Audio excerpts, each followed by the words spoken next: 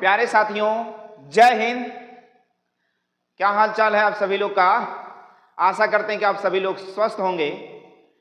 प्यारे साथियों, आज के इस वीडियो में हम सभी लोग उत्तर प्रदेश डीएलएड प्रथम सेमेस्टर का अति लघु उत्तरीय प्रश्न की श्रृंखला का अंतिम वीडियो राजन सीरीज का मैथ का सॉल्यूशन देखने वाले हैं। तो चलिए देखते हैं आज का पहला सवाल। अति लघुत्तरीय प्रश्नों की श्रृंखला का ये अंतिम वीडियो होगा जिसके माध्यम से सभी सवालों को करा दिया जा रहा है। आपके लिए सभी वीडियो बहुत ही इंपॉर्टेंट है, महत्वपूर्ण है। आप यदि डीएलएड या एक दिवसीय परीक्षा की तैयारी कर रहे हैं, डीएलएड में एडमिशन ले लिए हैं, तो फर्स्ट सेमेस्टर के सारे मैथ, सेकेंड, थर्ड, फोर्थ सारे सेमेस्टर के मैथ आपको अपनी इस यूट्यूब चैनल पर वीडियो बनाकर ऐड कर दिए जा रहे हैं। आपको लाइक, शेयर, सब्सक्राइब करना बहुत ज़रूरी है। अपने मित्रों को भी भेजें इस वीडियो को, ताकि आपका अपना ये चैनल प्रोग्रेस कर सके और हमारा मनोबल बढ़ता रहे और आपके लिए ऐसे ही कुछ न कुछ फायदे वाले वीडियो बनाते रहें हम। तो चलिए देखते हैं आज का पहला सवाल कहता क्या है। कह रहा है कि व्यंजकों 2x square plus 4y square plus 6 minus x square, ये अलग व्यंजक है, ये अलग व्यंजक है और ये अलग व्यंजक। तीन व्यंजक आपको दिए गए हैं, तीन व्यंजक दिए गए हैं। कह रहा है इनको जोड़िए। क्या करना है? जोड़ना है, ऐड करना है। जैसे आप 5 में 2 जोड़ देते हैं तो 5 2 7 हो जाता है।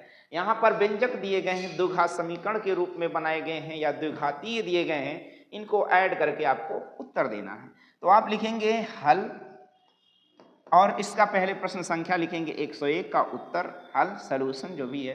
अब इसे नोट करेंगे। 2x स्क्वायर प्लस में 4y स्क्वायर और प्लस में 6।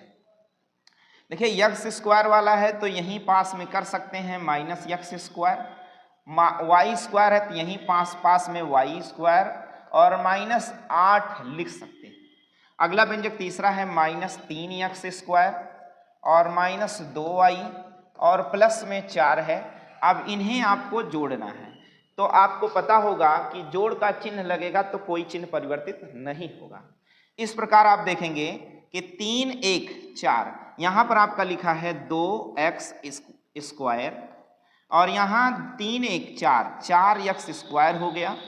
यहाँ पर देखेंगे तो भैया 4 प्लस y स्क्वायर है, 4 plus y square plus 4y square, यहाँ 5 2 7, यहाँ पर है minus 7y square minus 7y square और देखो 6 4 10 और माइनस में 8। आपको नियम बताया गया होगा बॉड मास का। पहले ब्रैकेट, पहले आपको क्या बताया गया है? बॉड मास का नियम BOD MAS, थोड़ा सा मिस्टेक हुआ भाई, BOD MAS बॉड मास। पहले ब्रैकेट, फिर ऑफ, फिर डिवाइड, फिर मल्टीप्लाई, फिर ऐड, फिर सब्सट्रैक्ट। पहले ऐड करें फिर सब्सट्रैक्ट करेंगे। तो पहले मैं जोड़ने वाला जोड़ कर लिया। माइनस माइनस जुड़ता है, चिन्ह माइनस का लगता है और 2x लिख दिया। 2x लिख दिया, माइनस माइनस जुड़ता है तो 3 1 4 लिख दिया, x स्क्वायर लिख दिया। माइनस माइनस जुड़ता है, चिन्ह माइनस का रखा जाता है और मैंने प्लस 4 लिख दिया। देखो प्लस प्लस जुड़ता है तो 6 4 10 कर दिया और माइनस 8 कर दिया। अब इन दोनों को आपस में घटाएंगे तो आएगा क्या? माइनस 2x स्क्वायर आएगा। इन दोनों को प्लस माइनस घटता है, प्लस माइनस घटता है, चिन्ह बड़ी संख्या का रखा जाता है। तो देखो 7 और 4 घट जाएगा तो 7 में से 4 जाएगा 3 आएगा, चिन्ह बड़ी संख्या का रखा जाएगा तो 3y स्क्वायर हो जाएगा। प्लस माइनस घटता है, चिन्ह बड़ी संख्या का रखा जाता है। तो बड़ी संख्या 10 है तो रखेंगे प्लस और 2। यही सवाल का उत्तर है, आपको नोट करना है और यहाँ लिख देना है कि उत्तर बराबर ये। क्या बातें समझ में आई? इसी प्रकार से कोई सवाल आपका और आता है यदि एग्जाम में तो आप उसे क्या कर सकते हैं? हल कर सकते हैं। चलते हैं हम अगले सवाल की ओर। अगला सवाल कहता है व्यंजक। आपके पास सवाल है, कहता है कि बताइए व्यंजक 4x स्क्वायर प्लस 7 प्लस 15 में 3x square plus 3x plus में 7 को घटाइए। मतलब इसमें से उसे घटाना है। तो आपको उत्तर संख्या लिखना है, ऐसे लिखना है उत्तर या प्रश्न उत्तर नंबर लिखना है 102 कॉपी में और उसके बाद लिखना है हल। और अब लिखना है आपको 4x स्क्वायर प्लस में 7x, प्लस में क्या लिखना है 15, और यहाँ लगाना है -3x² और प्लस में 3x और प्लस में 7। ठीक है, अब देखते हैं यहाँ पर आपको क्या करना, घटाना है तो चिन्ह घटाव का लगाएंगे, तो ये चिन्ह बदल जाएंगे, माइनस प्लस में हो जाएगा, प्लस माइनस में हो जाएगा और प्लस कहाँ हो जाएगा, माइनस में। अब देखेंगे ये माइनस लगाने से ये प्लस हो गया, तो 4 और 3 आपस में जुड़कर 7x² बना लेंगे। अब देखिए 7 और -3 है तो दोनों घटकर क्या हो जाएगा, 7 में से 3 जाएगा तो 4 होगा और 4x हो जाएगा, और 15 में से 8 जाएगा तो क्या आ जाएगा, 8 7 15 यानी 8 आ जाएगा। चिन्ह की बात करें तो यहाँ भी प्लस, यहाँ भी प्लस प्लस रहेगा, यहाँ प्लस यहाँ माइनस, चिन्ह बड़ी संख्या का रखा गया, यहाँ प्लस और यहाँ माइनस, चिन्ह बड़ी संख्या का रखा गया, तो 7x² प्लस 4x -8 यही सवाल का, प्लस 8 यही सवाल का उत्तर हो जाएगा। और आपको लिखना भी है कि उत्तर आपका यही है, आपने हल करके उत्तर क्या प्राप्त किया, यह सवाल का उत्तर हो जाएगा। इस प्रकार से और भी कोई सवाल आता है तो आपको लगाना है और सवाल का उत्तर लिख कर आना है, गोला बना कर आना है। अगला सवाल आप देखेंगे कहता क्या है, 150 किलोग्राम का 25% कितना होगा। अब आपको क्या करना है भैया, हल लिखना है और लिखना है 150 किलोग्राम का 25% कितना होगा। ध्यान रहे वहां क्वेश्चन का नंबर डालकर, चाहे तो क्वेश्चन भी लिख दें, और क्वेश्चन नहीं लिखना चाहते हैं तो आपको प्रश्नोत्तर संख्या लिखना पड़ेगा। प्रश्नोत्तर संख्या सेक्शन ए सेक्शन बी लिखना है, या अति लघु उत्तरी प्रश्न एक बार आपने डाल दिया तो उसी का क्रम आपको लिखना है। अगर आप नंबर लिख देंगे तो भी समझ में आ जाएगा ये कहाँ का प्रश्न है। तो जैसे मैंने लिखा 103 और क्वेश्चन का हल लिख दिया, अब सवाल लिखना 150 किलोग्राम का, तो आपको लिखना क्या है, 150 किलोग्राम का क्या लिखना है, 150 किलोग्राम का 25%। अब देखिए आप लिखिए 150 किलोग्राम, क्या लिखेंगे 150 किलोग्राम, ग्राम का 25% का मतलब होता है गुणा, और 25 और प्रतिशत का मतलब क्या होता है, 100 होता है। प्रतिशत का मतलब क्या होता है, 100। अब आप देख पा रहे होंगे कि 50 से 50 दोनों कट सकता है, या 0 से 0 कट जाएगा, मैं 50 से काट दे रहा हूँ, 50 से कटेगा तो 50 तिया 150 हो जाएगा, या आप ऐसे काट सकते हैं 25 चौका 100, जैसे भी कर पाए आपके ऊपर है। मैं यहाँ 50 तिया 150 और 50 दूनी 100 कर दे रहा हूँ। अब देखिए 25 तिया क्या आ गया, 75 और बटे में 2 आ गया। अब 75 बटे 2 होता है 37.5, यानी 37.5 किलोग्राम आपको लिखना है। 37.5 किलोग्राम सवाल का उत्तर लिखना है। 75 का आधा होता है 37.5, आपको भाग करके भी चेक कर लेना है। इस प्रकार से सवाल आपके एग्जाम में पूछे जाते हैं, एक दिवसीय परीक्षाओं में, तो भी आपको गलत नहीं करना है। चलते हैं आप अगले सवाल की ओर। अगला सवाल कहता है कि एक दुकानदार ने 800 रुपए की साड़ी 30% के छूट देकर बेची। एक दुकानदार ने 800 रुपए की साड़ी, देखिए अब यहां हम हल करेंगे या सोल्यूशन निकालेंगे। कह रहा है कि एक दुकानदार 800 रुपए की साड़ी 30% छूट देकर बेची, बताइए साड़ी कितने में बिकी। तो आपको लिखना है कि 30% छूट पर, 30% की छूट पर 30% की छूट पर, ठीक है 30% की छूट, ठीक है ना, 30% की छूट बराबर। अब देखना है 800 का आप 30% निकाल लो, 800 का 30% निकाल लो, 800 का 30% की छूट की राशि आप लिख सकते हैं, 30% की छूट की राशि लिख देती है, 30% की छूट की राशि लिख लीजिए ताकि स्पष्ट रहे। तो लिखना है 800 का 30%, क्या लिखना है 800 का 30%। अब देखो 2 जीरो से 2 जीरो मैंने काट दिया, गलत किया, काटना नहीं चाहिए, कभी कभी एग्जाम में ये गलती हो जाती है। अब ये गलत नहीं करना है, 800 का 30%। अब देखेंगे ये 2 जीरो से 2 जीरो कट जाएगा, 8 त्रिक 24 यानी 240 रुपए की क्या हो पाई है, 240 रुपए की छूट हो गई, 240 रुपया।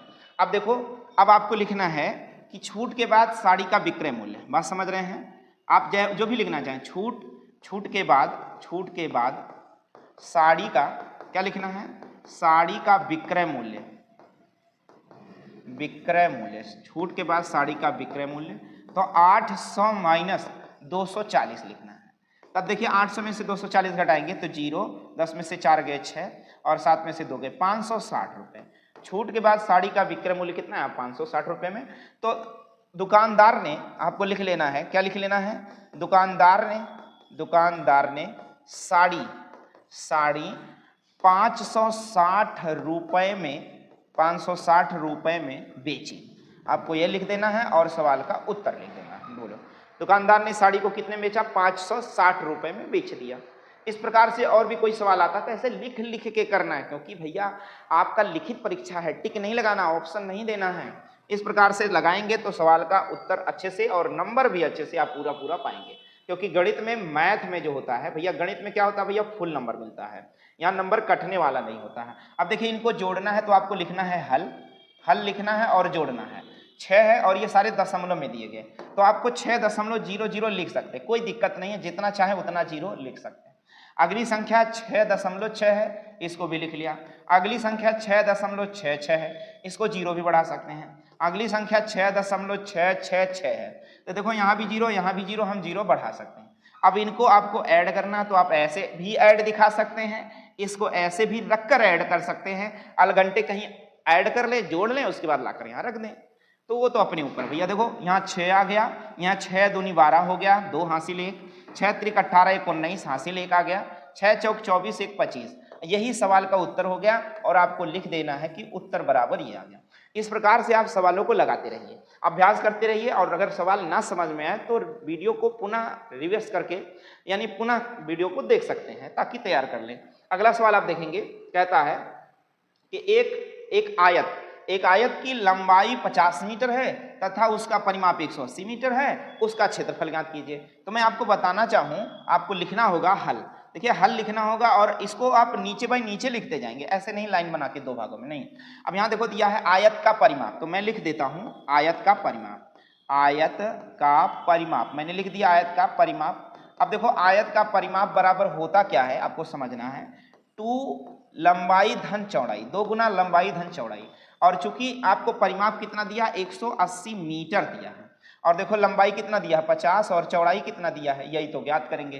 तभी हम आयत का क्षेत्रफल ज्ञात करें। अब देखो 2 गुणे में है तो 2 बटे में आ जाएगा, यानी हम ऐसे कह सकते हैं कि 50 प्लस बी बराबर 90 आ जाएगा, क्योंकि 2 आके इसको काट देगा, 2 यहाँ आके इसको विभाजित कर दे रहा है, ध्यान रहे, 2 आके विभाजित कर दिया तो 90 हो गया, और 90 बराबर 50 प्लस बी हो गया। अब 50 को इधर ट्रांसफर कर देंगे तो मैं लिख सकता हूं कि भैया बी बराबर 50 में से 90 में से 50 जाएगा तो क्या आ जाएगा 40, यानी उसकी चौड़ाई कितनी आ गई, चौड़ाई क्या आ गई है, चौड़ाई कितनी आ गई 40 मीटर, और लंबाई कितनी है 50 मीटर। तब आप आयत का क्षेत्रफल निकालेंगे, क्या निकालेंगे, आयत का क्षेत्रफल निकालेंगे। और आयत का क्षेत्रफल बराबर होता क्या है भैया, लंबाई गुणे में क्या होता है, चौड़ाई। अब आयत की लंबाई कितनी है 50 और चौड़ाई कितनी है 40, तो इस प्रकार से 4 पंचे 20 और 2000 मीटर हो जाएगा उस आयत का क्षेत्रफल। 2000 मीटर स्क्वायर कर लें आप, 2000 मीटर स्क्वायर कर लें, उस आयत का क्षेत्रफल कर लें। इसी प्रकार से और भी सवाल आए तो आप जरूर लगाइए, भूलिए मत, अभ्यास कर लीजिए, तो इस प्रकार के कोई भी सवाल होंगे तो आप क्या कर पाएंगे, लगा पाएंगे। अब देख पा रहे हैं कि अगला सवाल कहता है कि कोटि पूरक कोण को उदाहरण सहित समझाइए। अब आपको लिखना है हल लिखना है और उसके बाद लिखना है कोटि पूरक कोण। क्या भैया, कोटि पूरक कोण, इसे आप क्या कह सकते हैं, कोटि पूरक, या हम पूरक कोण भी कह सकते हैं। क्या कह सकते हैं, पूरक कोण, ऐसे आप लिख लीजिए और टिक कर दीजिए। कोटि पूरक या पूरक कोण आप इसे लिख दीजिए। अब आपको लिखना है इसका हल, यानी दो कोणों का, है ना, 2 कोणों का योग, योगफल कह सकते हैं या योग कह लें, 2 कोणों का योगफल 90 अंश के बराबर होता है, तो हाँ, किन्हीं 2 कोणों का, आप ऐसे लिख सकते हैं, किन्हीं 2 कोणों का योग फल 90 अंश के बराबर होता है, तो उन्हें एक दूसरे का लिख सकते हैं। क्या लिख सकते हैं, एक दूसरे का कोटि पूरक कोण कहते हैं। क्या कहते हैं, कोटि पूरक कोण कहते हैं। एक दूसरे का कोटि पूरक कोण कहते हैं, कोटि पूरक कोण कहते हैं। क्या ये समझ में आ जाएगा। जैसे एग्जाम्पल के तौर पर आप लिख लीजिए, जैसे लिख दीजिए या उदाहरण लिख लीजिए। आप उदाहरण लिख लीजिए क्योंकि कहा है उदाहरण सही समझाइए। अब आप लिखिए उदाहरण, क्या लिख लिया आपने, उदाहरण। अब देखिए उदाहरण में जैसे एक कोण अगर जैसे थीटा है तो दूसरा कोण क्या होगा 90 माइनस थीटा होगा। क्या होगा भैया 90 माइनस थीटा अंश होगा, ठीक है ना। या एक कोण आपका 40 है तो दूसरा कोण क्या होगा 50 होगा। या एक कोण आपका 30 है तो दूसरा कोण क्या होगा 60 है। या आपस में एक दूसरे के क्या है कोटि पूरक कोण है। आपको एग्जाम्पल दे देना है, उदाहरण दे देना है, सवाल का उत्तर हो जाएगा। क्या बातें समझ में आई? चलिए अगले सवाल की ओर चलते हैं। अगला सवाल कहता है कि चार अंकों की सबसे बड़ी संख्या, क्या कहता है कि 4 अंकों की सबसे बड़ी संख्या और 3 अंकों की सबसे छोटी संख्या का योगफल। तो देखिए फिर से आप लिखना है, हल लिखना है और लिखना है 4 अंकों की, क्या लिखना आपने 4 अंकों की सबसे बड़ी संख्या, सबसे बड़ी संख्या। तो भैया 4 अंकों की सबसे बड़ी संख्या क्या होती है 9999। अब आप देखेंगे 3 अंकों की सबसे छोटी संख्या, तो लिखिए 3 अंकों की सबसे छोटी संख्या, सबसे छोटी संख्या, 3 अंकों की सबसे छोटी संख्या। अब आप 3 अंकों की सबसे छोटी संख्या लिख लीजिए क्या 100। 3 अंकों की सबसे छोटी संख्या 100 होती भैया, ना कि 111 होती है। 3 अंकों की सबसे छोटी संख्या 100 होती है। इनको क्या करना है योगफल करना है, तो आप ऐसे योगफल लिख लो प्लस, यहाँ देखो 9 आ जाएगा, यहाँ 9 आ जाएगा, 9 1 10 हो जाएगा, एक हासिल बचेगा तो 9 1 10 हो जाएगा और ये सवाल उत्तर हो जाएगा। और आपको लिख देना है कि उत्तर बराबर इतना 10,099 हो जाएगा ना भैया, बोलो ठीक है ना। ठीक है, अगला सवाल पर चलते हैं। अगला सवाल देखते हैं। कहता है 1000 लीटर पानी की टंकी में, एक टंकी है पानी का, क्या है भैया एक पानी का टंकी है जिसमें 1000 लीटर क्या है पानी भरा है। 1000 लीटर इसमें क्या करें पानी भरा है और टंकी में रिसाव है, मतलब क्या है कोई छेद है इसमें, टंकी में कोई छेद है जिससे पानी क्या कह रहा बह रहा है। टंकी में रिसाव है जिससे पानी क्या हो रहा है बह रहा है। और कह रहा कि प्रत्येक घंटे यानी 1 घंटे में, कितने घंटे में 1 घंटे में 10% पानी कम हो जाता है, मतलब 10% पानी क्या हो जाता है ऐसे पौड़ के बह जाता है, 10% पानी क्या हो जाता है बह जाता है। तो कहता है 1 घंटे बाद पानी की टंकी में पानी की मात्रा कितनी रह जाएगी। तब आप समझिए कि 1 घंटे में 10% पानी बह गया तो जो शेष बचा वही सवाल का उत्तर हो जाएगा। तो लिखेंगे 1 घंटे में टंकी में शेष पानी, आप लिख लीजिए, हल लिख लीजिए और लिखिए पहले रिसाव के कारण पानी निकली कितना है ना। 1000 लीटर पानी की टंकी है, इसमें प्रत्येक घंटे में 10% पानी निकल जाता है, तो 1 घंटे में कितना पानी वेस्ट हो गया, मतलब खराब हो गया बह गया। तो लिखिए चलिए रिसाव के कारण है ना खराब या बह गई पानी की मात्रा, बात समझ रहे हैं, बह गई पानी की मात्रा। तो देखिए पानी की मात्रा कितनी है भैया, पूरा 1000 लीटर का टंकी है और 10% पानी बह गया है, तो 10/100 कर देंगे और इसको सरल कर देंगे तो 2 जीरो से 2 जीरो कट जाएगा, 1 1 2 जीरो से 2 जीरो कट जाएगा, रह जाएगा 100। 100 लीटर क्या है पानी खराब हो गया या बह गया, 100 लीटर पानी बह गया, बात समझ गए, बह गया 100 लीटर पानी क्या हो गया बह गया। तो अब 1 घंटे के बाद आपको लिखना है 1 घंटे के बाद टंकी में शेष बचा पानी या शेष पानी लिख दो आप सीधे, शेष पानी की मात्रा लिख दो।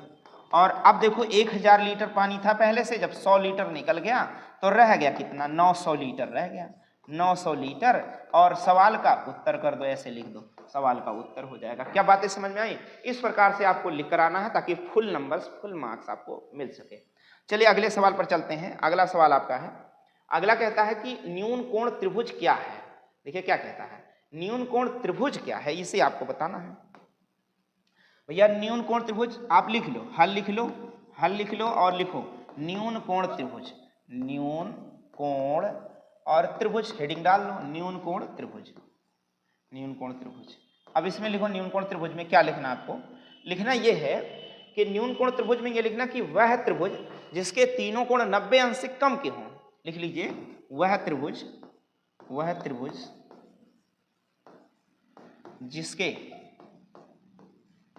जिसके तीनों कोण, तीनों लिख सकते हैं या सभी कोण लिख सकते हैं, तीनों कोण का मान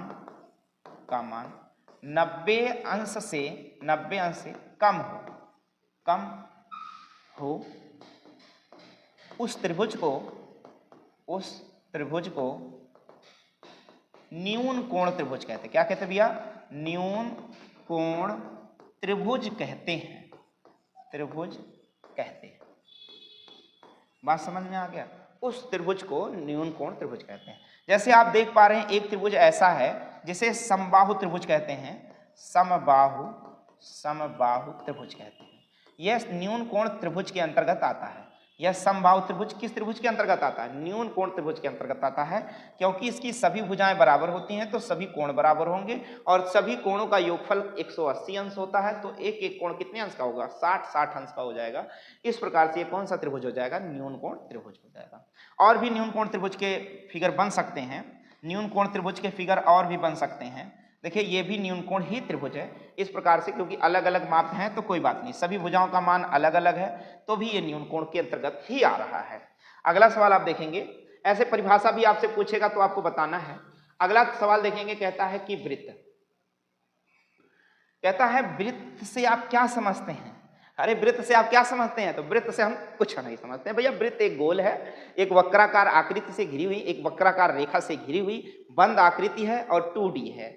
बस जो बंद आकृति घिरी गई है वो समतल पर घेरी जा सकती है, समतल पर घिरे हुए स्थान को हम वृत्त कहते हैं। बात समझ में आ गया? ऐसे लिख दो, और क्या लिखना है?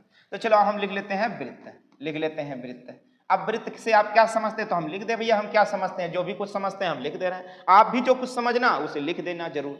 चलो वृत्त से लिख देना कि एक निश्चित, लिख देना एक निश्चित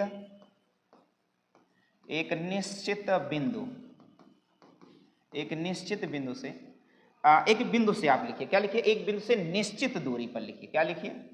एक बिंदु से आप लिखिए, एक बिंदु से एक निश्चित दूरी पर, एक निश्चित दूरी पर खींची गई, आप लिख लीजिए खींची गई। क्या लिखना आपको? खींची गई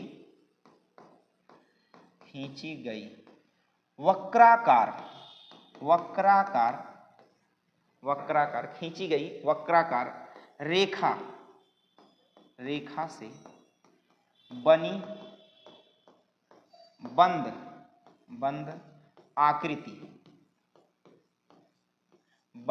आकृति को वृत्त कहते हैं।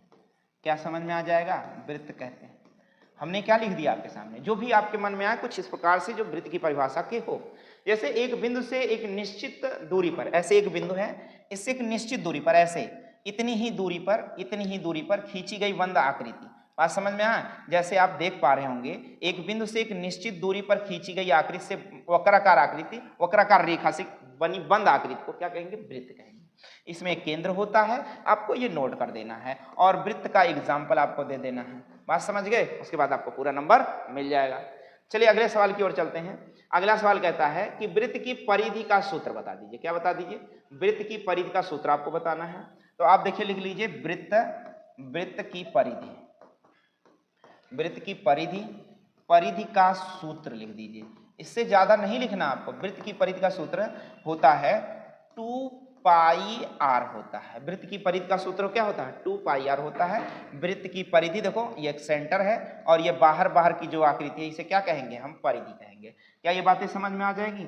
जो बाहर की आकृति है उसे क्या कहेंगे? हम परिधि कहेंगे। और वृत्त की परिधि का सूत्र होता है 2πr। और मैं वृत्त के बारे में आपको डिटेल में बता देता हूं, जो आपको लिखना नहीं है क्योंकि 1 नंबर का सवाल है, 1 नंबर में ही लिखना है। बाकी और भी इससे संबंधित कोई सूत्र पूछा जाता है तो देखो आपको यहाँ लिखना है वृत्त का क्षेत्रफल जो होता है, वृत्त का क्षेत्रफल होता है πr²। और वृत्त की परिधि आपने देख ही लिया कि भैया परिधि क्या होता है? परिधि बराबर होता है 2πr होता है। वृत्त में त्रिज्या होती है, वृत्त में व्यास होता है। क्या बात समझ गए? और भी वृत्त के कुछ गुण हैं, जैसे वृत्त की सबसे बड़ी जीवा क्या कहलाती है? व्यास कहलाती है, जो वृत्त को 2 बराबर भागों में विभाजित करती है और जो केंद्र से होकर गुजरती है। ये सारी बातें आपको वृत्त के बारे में समझ के चलना है।